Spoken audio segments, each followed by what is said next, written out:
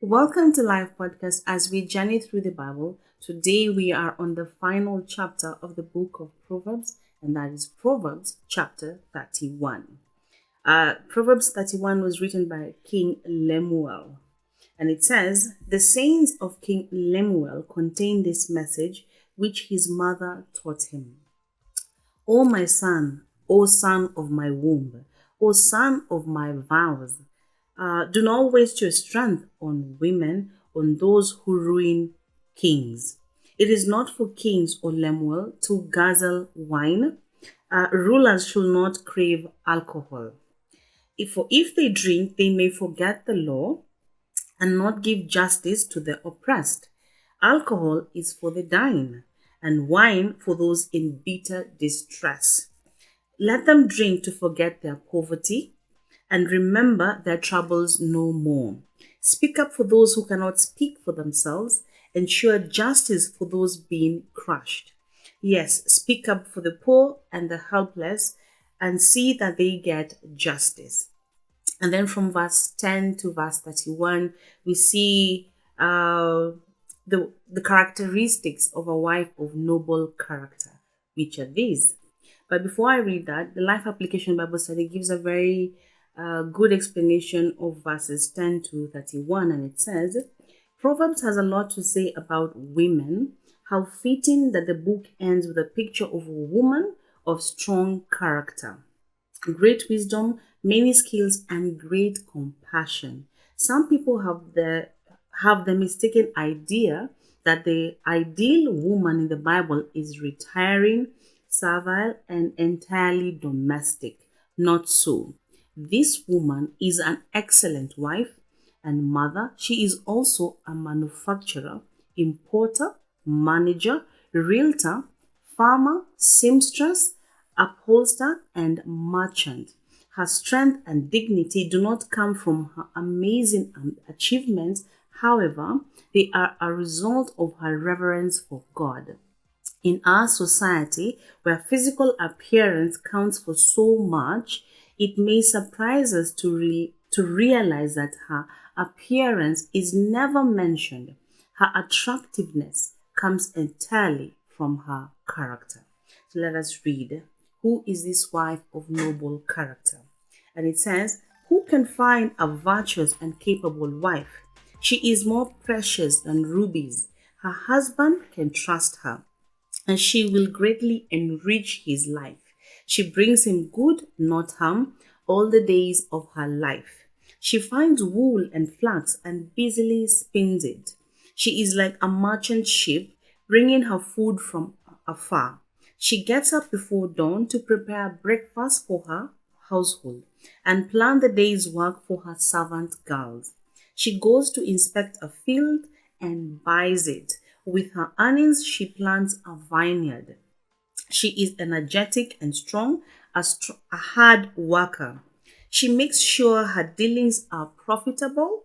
Her lamp burns late into the night. In other words, she's a hard-working woman. Her hands are busy spinning thread, her fingers twisting fiber.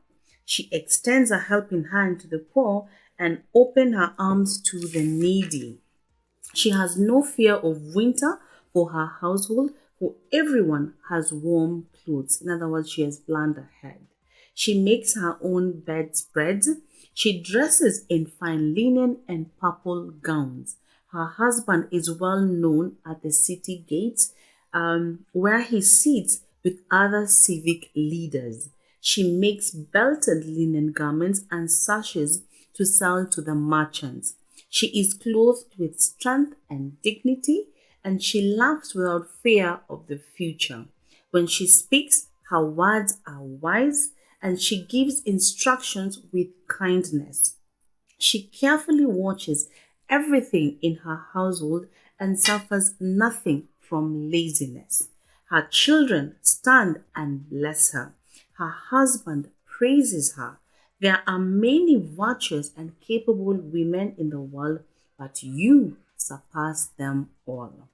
Charm is deceptive and beauty does not last, but a woman who fears the Lord will be greatly praised. Reward her for all she has done. Let her deeds publicly declare her praise.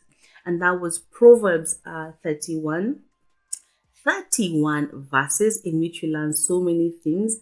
But the highlight for me is focusing on the character of the noble woman from verse 10 all the way to verse 31.